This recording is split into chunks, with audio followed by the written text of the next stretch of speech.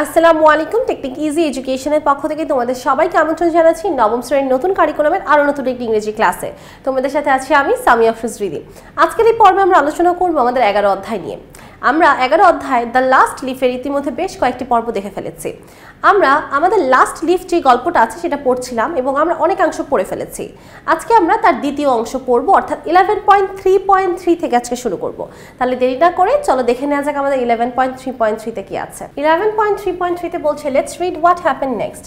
তাহলে আসো আমরা গল্পের পরে কি হয়েছে সেটা জানি। আমরা দেখেছিলাম যে আমাদের গল্পে সু আর জনসি নামক দুটো মেয়ে ছিল। দুটো মেয়ে কোথায় গিয়েছিল? দুটো মেয়ে একটা বাসা ভাড়া নিয়েছিল, তারা একসাথে থাকতো। একদিন জনসিকে ম্যালেরিয়া হয় জনসি, এবং ম্যালেরিয়াতে আক্রমিত হয়ে বা সংক্রমিত হয়ে জনসি খুব অসুস্থ হয়ে যায় এবং জনসি তার সব আশা হারিয়ে ফেলে যে সে যে আর বেঁচে থাকবে। কিন্তু ডক্টর আসলো, এসে বলল যদি কোনো মানুষের নিজের বেঁচে থাকার ইচ্ছা না থাকে তবে কোনো ডাক্তার তাকে বাঁচিয়ে রাখতে পারবে না। তাই মানুষের মধ্যে হোপ থাকাটা খুব বেশি ইম্পর্টেন্ট। এখন দেখি তারপরে ঘটনা কি হয়েছে। ডক্টর এসে সুকে জানিয়ে গিয়েছে যে তার বন্ধু হয়তোবা বেশি দিন বাঁচবে না যদি সে এরকম আশাহীন হয়ে পড়ে। তারপর after the doctor had gone, doctor চলে যাওয়ার পরে Sue went into the work room to cry. Sue কর্মস্থলে যেয়ে কান্নাকাটি শুরু করলো। Then she walked into Johnsy's room, তারপর সে জনসির রুমে গেল। She carried some of her painting materials and she was singing. তার হাতে ছিল কিছু পেইন্টিংয়ের ম্যাটেরিয়াল এবং সে গান গাচ্ছিল। জনসি লেই দেয়ার, জনসি সেখানে শুয়েছিল। Very thin and very quiet, অনেক পাতলা এবং অনেক চুপচাপ। Her face was turn toward the window, তার মুখটা জানালার দিকে ছিল। সু স্টপ সিঙ্গিং, সু গান গাওয়া বন্ধ করে দিল। থিঙ্কিং দ্যাট জনসি ওয়াজ আসলিপ, এবং মনে করছিল হয়তো বা জনসি ঘুমাচ্ছে তাই আর গান না গাই। সু বিগেন টু ওয়ার্ক, সু কাজ করা শুরু করলো। সু কি করতো? পেইন্টিং করতো, তাই না? তাহলে সু তার কাজ শুরু করলো। As she worked she heard a low sound again and again. She went quickly to the bed side. যখন সু কাজ করছিল তখন সে একটা ধীর গতির আওয়াজ শুনতে পাচ্ছিল, বারবার সে আওয়াজটা শুনতে পাচ্ছিল। She went quickly to the bed side, সে খুব তাড়াতাড়ি বিছানার পাশে গেল। Johnsy's eyes were open wide, জনসির চোখগুলো খুব বিস্তৃতভাবে বড় বড় করে খোলা ছিল। She was looking out the window and counting back, এবং জনসি জানালার বাহিরে তাকিয়ে কাউন্টিং ব্যাক অর্থাৎ কি করছিল? উল্টো গণনা করছিল।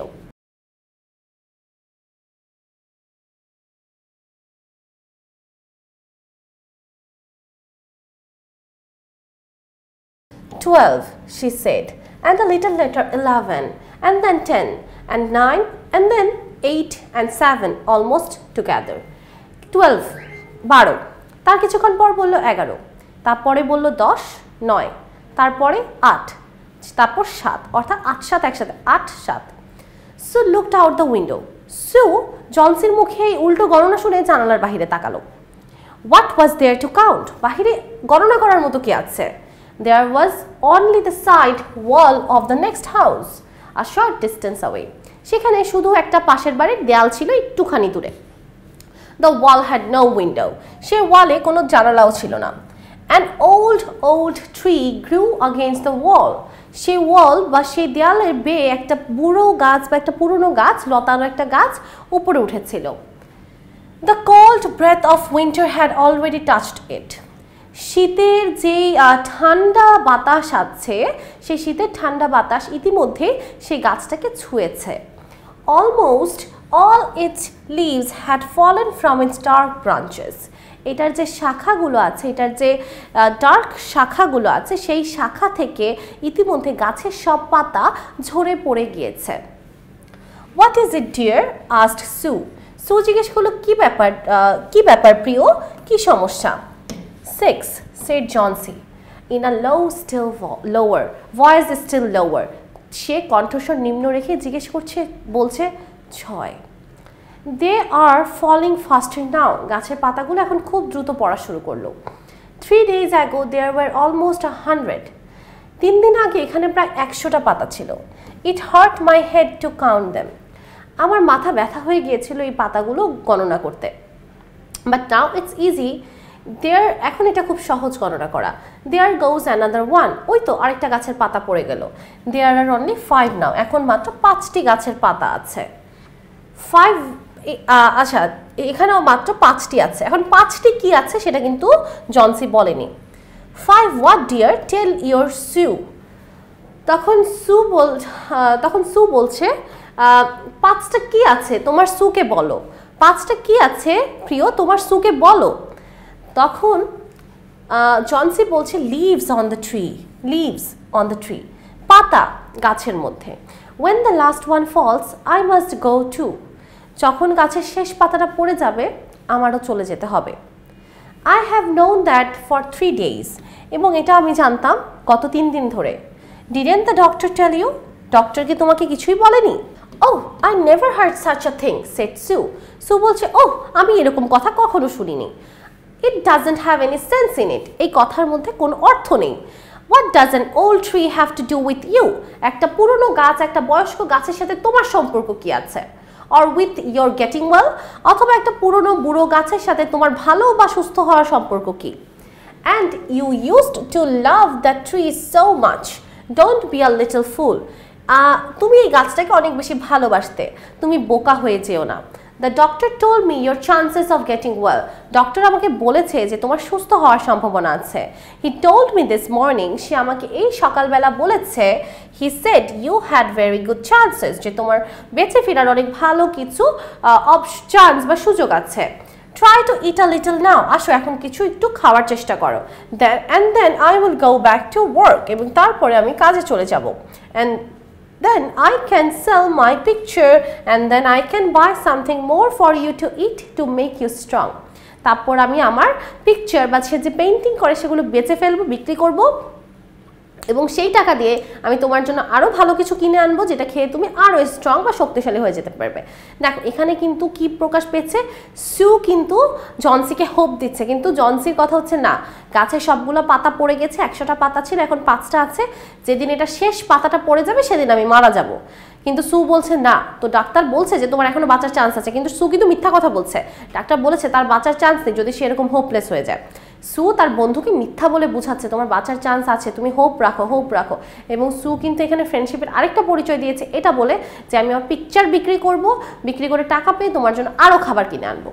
You don't have to buy anything for me said Johnsy. Johnsy বলল তোমার আমার জন্য কোনো কিছু আর কিনতে হবে না। She still looked out the window। সে তখনও উইন্ডো বা জানালার বাইরে তাকিয়ে আছে। There goes another। No I don't want to eat anything। ওই তো আরেকটা গেল, না আমি কিছু খেতে চাই না। Now there are 4। সেখানে 4টা আছে। I want to see the last one fall before night। Then I will go too। আমি দেখতে চাই যে রাতের আগে কি শেষ পাতাটাও পড়ে যায় কিনা, তাহলে আমিও চলে যাব। অর্থাৎ এখানে জনসিকে যখন সু যখন বললো যে আমি কিছু খাবার নিয়ে আসি, তখন জনসি বলছে খাবার আনা লাগবে না, কারণ জনসির মধ্যে জনসি আজকেই মারা যাবে, কারণ গাছের সব পাতা কি পড়ে যাচ্ছে। তখন কথা বলতে বলতে হঠাৎ দেখলো আরেকটা পাতা পড়ে গেল, তখন 4টা পাতা বাকি আছে এবং সে বলছে হয়তো বা আজকে রাতের মধ্যে সব পাতা পড়ে যাবে এবং আমিও মারা যাব। জনসি ডিয়ার সেড সু।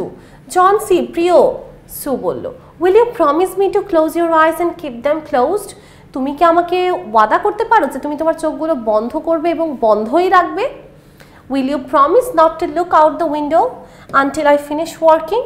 এবং সু বলছে যে জনসি তুমি কি আমাকে প্রমিস বা ওয়াদা করতে পারবে যে তুমি জানালার বাইরে তাকাবে না যতক্ষণ পর্যন্ত আমার কাজটা শেষ হচ্ছে? I must have this picture ready tomorrow. এই ছবিটা আমাকে কালকের মধ্যে প্রস্তুত করতে হবে। I need the light. আমার লাইট আলো লাগবে। I can't cover the window.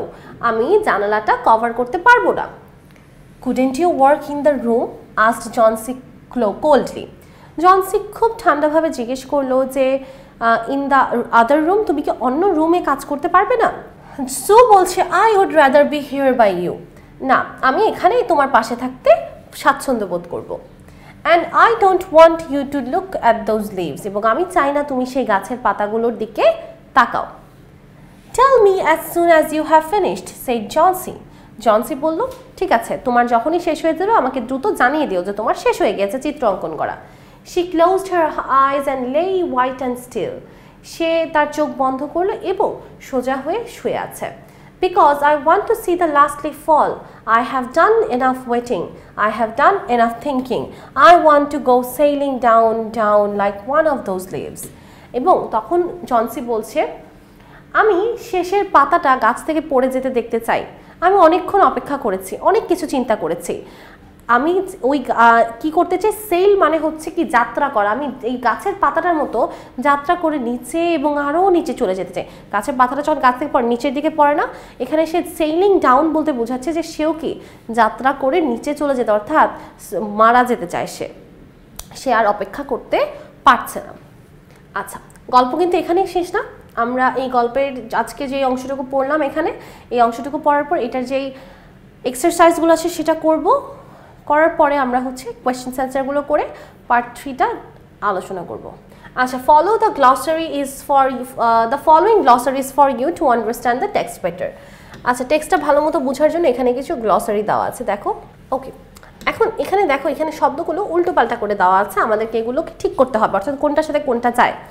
এখানে আমাদের ওয়ার্করুম আছে, বাট ওয়ার্করুমের পাশে লেখা the act of determining or calculating the number or quantity of something. এটা কি ওয়ার্করুম? না, ওয়ার্করুম হচ্ছে কর্মস্থল বা কাজ করার জায়গা। তাহলে আমাদের এই শব্দের জন্য সঠিক অর্থটা খুঁজে বের করতে হবে। দেখো, আর room used for work or a specific task, যে রুমটা কাজের জন্য ব্যবহার করা হয় বা একটা নির্দিষ্ট কোনো কিছু করার জন্য। তাহলে এটা হচ্ছে আমাদের এই নাম্বার। Number 2, bedside. বেডসাইড মানে কি বিছানার পাশে। এটার জন্য আমরা 3 নাম্বারটা দিতে পারি, the area or position beside a bed, typically referring to the space next two wire a person is lying. Bedside হচ্ছে বিছানার পাশের একটা জায়গা, এবং এখানে কি বোঝাচ্ছে যে একটা মানুষ যখন কারো পাশে বসে বিছানার পাশে, সেটাকে আমরা বেডসাইড বলি। ওকে, তাহলে আমাদের এখানে এটা হচ্ছে বি নাম্বার। কাউন্টিং। কাউন্টিং মানে কি গণনা করা। এখানে আমরা প্রথমেই পড়েছিলাম act of determining or calculating the number or quantity of something, কোনো কিছুর পরিমাণ বা কোনো কিছুর সংখ্যা গণনা করাই তো হচ্ছে কাউন্টিং। সেন্স। সেন্স মানে অর্থ বা ইট ডাজন্ট মেক সেন্স। বাক্যটা তো এরকমই ছিল যে তোমার কথার কোনো অর্থ নেই। তাহলে সেন্স বলতে কি বোঝাচ্ছে? কোনো অর্থ বোঝাচ্ছে বা গুরুত্ব বোঝাচ্ছে, বা তোমার এই কথাটা আসলে কোনো গুরুত্ব নাই, এটার কোনো অর্থ নাই, বা এরকম কিছু পৃথিবীতে নাই, এটা বোঝাচ্ছে।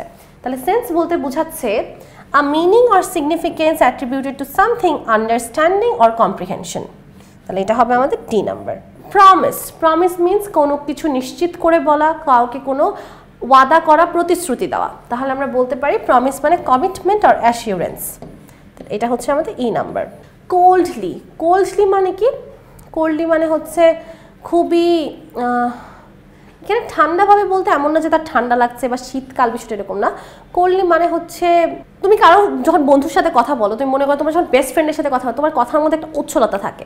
তুমি যখন কোনো একজন নর্মাল মানুষের সাথে কথা বলো বা তুমি ফ্রেন্ডলি ওয়েতে যখন কথা বলো না, তখন তুমি এমনভাবে কথা বলো, খুব ছাড়াভাবে কথা বলো, মানে অতটা তুমি ফ্রেন্ডনেস অনুভব করো না, সেইটাকে আমরা বলি কোল্ডলি, টকিং কোল্ডলি বা স্পিকিং কোল্ডলি। তাহলে এখানে দেখো অপশনস আমাদের আছে in an unfriendly or detached manner without warmth or emotion, যেখানে কোনো উষ্ণতা নেই। সেইলিং। সেইলিং মানে ওই তো, সেইলিং বলতে এখানে আমরা যাত্রা বুঝাই, বা সেইলিং কোনটাকে, শিপ সেইলিং, বোট সেইলিং, এইটা। তাহলে travelling by boat or ship, typically using sails or harness the power of the wind. তাহলে এটা হচ্ছে আমাদের জি নাম্বার। আই হোপ তোমরা এটা বুঝতে পেরেছো। চলে যাবো আমাদের পরবর্তী অংশে। 11.3.4 বলছে read the text again and answer to the following questions. টেক্সটটি আবার পড়ো এবং প্রশ্নগুলোর উত্তর দাও। Why did Siu cry? Siu কেন কান্না করেছিল? আমরা দেখেছি সিউ কান্না করছিল এটা শুনে যখন ডাক্তার বলছে যে তার বান্ধবী জনসির আর বাঁচার সম্ভাবনা নেই। তাহলে আমরা এটাই অ্যান্সারে লিখে ফেলে আসো। প্রশ্নটার উত্তর হিসেবে আমরা বলতে পারি Sue cried after the doctor left because she was worried about Johnsy's chances of survival. Sue কান্না করছিল ডাক্তার যাওয়ার পরে, কেননা জনসি সন্দেহান ছিল যে তার বন্ধুর প্রাণ সম্পর্কে বা তার বন্ধু কি বেঁচে থাকবে কিনা এই সম্পর্কে। The doctor told Sue that Johnsy had lost her will to live in and her chances of getting better were slim. অর্থাৎ এখানে বোঝাচ্ছে যে ডক্টর বলেছিল সুকে যে জনসি তার নিজের ইচ্ছা উইল হারিয়ে ফেলছে, যে সে কতদিন বেঁচে থাকবে, এবং এর মাধ্যমে তার ইচ্ছা হারানোর মাধ্যমে সে তার সম্ভাবনাটাও হারিয়ে ফেলছে। Sue's tears reflect her fear and helplessness in the face of Johnson's despair. Despair মানে নিরাশা। জনসির নিরাশা দেখে সুর মনের মধ্যে খুব কষ্ট লাগছিল এবং সে খুব অসহায়ত্ব বোধ করছিল, ভয় পাচ্ছিল, এই জন্যই সে আসলে কান্না করেছে। আচ্ছা, চলে যাব পরের প্রশ্নে। Why did Johnsy count the leaves? Johnsy কেন লিভস বা পাতাগুলো কাউন্ট করছিল, গণনা করছিল? Johnsy counted the leaves falling from the old tree outside her window because she believed that when the last leaf fell she would die. সে গাছের পাতাগুলো গণনা করছিল কেননা সে ভাবতো যে গাছের যখন শেষ পাতাটা পড়ে যাবে সে মারা যাবে। This fixation on the leaves became morbid obsession, symbolizing her loss of hope and her acceptance of her own demise. Demise মানে মৃত্যু, অর্থাৎ সে যে জিনিসটাতে বিশ্বাস করা শুরু করেছিল এবং এর কারণে কিন্তু লিভসগুলো কি হয়ে গিয়েছে, তার কাছে একটা অবসেশন বা তার কাছে খুব ভালো লাগার একটা জায়গা হয়ে গেছে। সে সারাদিনই গাছের পাতাগুলোর দিকে তাকিয়ে থাকতো এবং এটা কিসের প্রতি, গাছের পাতাগুলো ঝরে যাচ্ছে এবং তার আশাও শেষ হয়ে যাচ্ছে, এই প্রতীকটাই কিন্তু আসলে বোঝাচ্ছে। And her acceptance of her own ডিমাইজ, এবং সে নিজেও মেনে নিয়েছে যে সে মৃত্যুবরণ করবে বা মারা যাবে। পরের প্রশ্ন, Are the setting and character different from part 1 of the story? If yes, explain how. আমরা পার্ট 1 স্টোরিটা কিন্তু গত ক্লাসে পড়েছিলাম, গত পর্বে দেখেছিলাম। সেখানে স্টোরি সেটিং আর ক্যারেক্টারগুলো আর আজকের স্টোরি সেটিং আর ক্যারেক্টারগুলোর মধ্যে কোনো পার্থক্য আছে কিনা, যদি থাকে ব্যাখ্যা করতে বলেছে। তাহলে আসো দেখে নেওয়া যাক। The setting of part 1 and 2 is almost the same, but there are some subtle differences. The setting of part 1 is primarily in Greenwich Village. The streets are described as while turning in different directions and broken into small pieces called places. বলা হচ্ছে আমাদের এই দুইটা গল্পের setting বলতে কিন্তু আমি গত ক্লাসে বুঝিয়েছি সেটিং মানে সময়কাল, স্থান, অবস্থানকে সেটিং বলে কোনো গল্পের। তো এই গল্পের অর্থাৎ আমাদের পার্ট 1 এর সেটিংটা আর পার্ট 2 এর সেটিংটা বেশ কাছাকাছি এবং এই দুইটার মধ্যেই কিছুটা একটু ডিফারেন্স, পার্থক্য দেখা যায়। পার্ট 1 এর যে সেটিং ছিল সেটা ছিল গ্রিনউইচ গ্রামে ছিল প্রাথমিকভাবে তারা, তারপরে তাদের ওখানে রাস্তাঘাটগুলো ব্যাখ্যা করা হয়, সেই রাস্তায় যে ছোট ছোট কর্তনকৃত অংশগুলো আছে সেগুলোকে প্লেস বলা হয়। তারপর the specific location within Greenwich Village is a building with 3 floors where Sue and Johnsy lived at the top, এবং সেখানে বলা হয়েছিল নির্দিষ্টভাবে যে সু আর জনসি কোথায় থাকে, একটা বিল্ডিং এর তিনতলা একটা ভবনের সবচেয়ে উপরে থাকে। আচ্ছা, তারপরে খেয়াল করো কিন্তু পার্ট 2 এর সেটিং এ প্রাইমারিলি ইনডোরস, দেখো তারা কিন্তু বাহিরে ছিল। পার্ট 1 এ তারা বাহিরে ছিল, তারা একটা রেস্টুরেন্টে গিয়েছিল, তারপর তারা বাসা পেয়ে দুজন বান্ধবী একসাথে বাসায় থাকা শুরু করলো। কিন্তু পার্ট 2 এ কিন্তু তারা কোনো রেস্টুরেন্টে যায়নি, তারা প্রথম থেকেই কিন্তু বাসায়। জনসি আর সু আর ইন অ্যাপার্টমেন্ট, একটা অ্যাপার্টমেন্টে তারা আছে। তারপর সু কোথায় গেল, ওয়ার্ক রুমে গেল, অ্যান্ড জনসিস রুম, এবং তারপরে জনসির রুমে গেল। মেনশন অফ দ্য উইন্ডো, এখানে উইন্ডোর কথা বলা আছে, বাহিরের একটা দৃশ্যের কথা বলা আছে, ভিউ আউটসাইড, এবং এটাও বলা আছে a neighbouring house and an old tree contributes to the sense of place, এবং বলা আছে পাশের একটা বিল্ডিং দেখা যাচ্ছে যেটা ওয়ালটা দেখা যাচ্ছে এবং সেই ওয়ালের সাথে আছে একটা লতানো গাছ। তাহলে সেটিং 2টা একটু ডিফারেন্ট আর সেটিং 1টা একটু ডিফারেন্ট দুইটা থেকে, বাট সিমিলারিটি আছে, ওই যে বাসাটা সেটাই সিমিলারিটি। প্রথমে তারা বাসাটার আউটসাইডের কথা বর্ণনা করেছে প্রথম পার্টে, পরের পার্টে আমরা বাসার ইনডোরটাও জেনেছি। আচ্ছা, তারপর এখানে আমাদের সেটিং এর পাশাপাশি ক্যারেক্টারটাও বর্ণনা করতে বলেছে। ক্যারেক্টারটা খেয়াল করো, প্রথমে আমরা যে ক্যারেক্টারসগুলো দেখেছি সেখানে ছিল কে, সু ছিল, জনসি ছিল, মিস্টার নিউমোনিয়া ছিল, and the doctor, and the characters of part 2 আর সু, জনসি অ্যান্ড দ্য ডক্টর। দেখো আমাদের প্রথম পার্টে ক্যারেক্টার ছিল একজন নিউমোনিয়া। মিস্টার নিউমোনিয়া কেন বলছিল, ওই যে নিউমোনিয়া এসেছে মাত্র নতুন, সেই হিসেবে লেখক এখানে নিউমোনিয়া হিসেবে আখ্যায়িত করতে পছন্দ করছে। কিন্তু পরের পার্টে কিন্তু নিউমোনিয়ার কথা আর বলা হয়নি, ঠিক আছে। আচ্ছা, তাহলে কি আসলো, পরের পার্টে শুধু ছিল জনসি, সু অ্যান্ড ডক্টর। পরের প্রশ্ন, what do you understand by I want to go sailing down like one of those leaves? আচ্ছা, এই বাক্যটি দিয়ে আমরা কি বুঝতে পারছি সেটাই ব্যাখ্যা করতে হবে। আসো দেখা যাক। This metaphorical statement expresses Johnson's longing for release from her suffering and her acceptance of death. এই বাক্যর মাধ্যমে আমরা বুঝতে পারছি যে জনসি যে অনেক দিন ধরে একটু অসুস্থ এবং সে কি চাচ্ছে, এই অসুস্থতা, এই কষ্ট থেকে মুক্তি চাচ্ছে, এবং সে যে তার মৃত্যুকে মেনে নিয়েছে সেটাও বুঝতে পারছি, কেননা সে বলেছে I want to go sailing down and down like one of those leaves. আচ্ছা, ওই গাছের পাতাগুলো যে পড়ে যাচ্ছে সে ওই গাছের পাতাগুলোর মতো পড়ে যেতে চায়, কারণ মানুষ তার গাছের পাতার মতো পড়তে পারবে না, অর্থাৎ সে মৃত্যুবরণ করতে চায়। She compares herself to the falling leaves. সে তার নিজেকে গাছের পড়ে যাওয়া পাতার সাথে তুলনা করছে। With surrender to the wind and drift peacefully to the ground. সে নিজেকে কম্পেয়ার করেছে সে গাছের পড়ে যাওয়া পাতাগুলোর মতো, যে পাতাগুলো নিজেরাই ঝরে পড়ে যাচ্ছে বাতাসের কারণে, যে বাতাসটা কি তাদের পিসফুল বা তাদের শান্তিপূর্ণভাবে কি করছে, তাদের শান্তিপূর্ণ জীবনটাকে বাধাগ্রস্ত করছে, এবং তারা কি করছে সেই বাতাসের কারণে খুব আস্তে করে নেমে শান্তিপূর্ণভাবে নিচে মাটিতে পড়ে যাচ্ছে। এটার মাধ্যমে কি করলো, এটা কিন্তু একটা মেটাফরিক্যাল স্টেটমেন্ট, মানে রূপক, এটা কিন্তু একটা রূপক বাক্য, অর্থাৎ দেখো গাছের পাতার জীবনের সাথে নিজের জীবনের তুলনা করেছে। It's poetic image that encapsulates her resignation and desire for a quiet end. এবং এখানে কিন্তু দেখো একটা পোয়েটিক ইমেজ এর মাধ্যমে সে ইনক্যাপসুলেটস হার রেজিগনেশন, সে এখানে তুলে ধরেছে তার রেজিগনেশন, মানে সে এখান থেকে প্রত্যাখ্যান করছে, সে এখান থেকে প্রত্যাহত হচ্ছে যে সে আর বেঁচে থাকতে চায় না, এবং তার এই আশাটাই হচ্ছে কি তার একটা নিশ্চুপ আশা যে সে তার নিঃশেষটা দেখতে চায়। অর্থাৎ এখানে সে গাছের পাতাগুলো পড়ে যাওয়ার সাথে নিজের মৃত্যুটাকে তুলনা করেছে। That's it. চলে যাব পরের প্রশ্নে। What do you feel about this part of the story? Interesting or motivating? গল্পের এই অংশটা সম্পর্কে তোমার অনুভূতি কি? এটা কি ইন্টারেস্টিং নাকি মোটিভেটিং? এটা কি আকর্ষণীয় নাকি অনুপ্রেরণামূলক? এবং কেন সেটা মনে করো? why ব্যাখ্যা করতে হবে। This part of the story is interesting because it delves into the psychology of despair and fragility of life. আচ্ছা, আমাদের জীবন যে ভঙ্গুর, দ্যাট মিনস আমরা একজন মৃত্যুবরণ করবো একদিন, এই জিনিসটা এখানেও তুলে ধরা হয়েছে। এবং এখানে সাইকোলজিক্যালি মনস্তাত্ত্বিকভাবে একজন মানুষ যে নিরাশা হয়ে পড়ে সেই জিনিসটা এখানে তুলে ধরা আছে। এই জন্যই গল্পের এই অংশটা হচ্ছে কেমন? ইন্টারেস্টিং। মোটিভেটিং আমরা তখন বলতে পারতাম যখন এখানে জনসি নিরাশা না দেখিয়ে আশা যদি দেখাতো, তখন আমরা মোটিভেটিং বলতে পারতাম যে মোটিভেট দিচ্ছে যে অসুস্থ থাকলেও আমাদের আশা রাখতে হবে নিজের জীবনের প্রতি। Johnson's fixation on the leaves and her willingness to give up are unsettling yet realistic.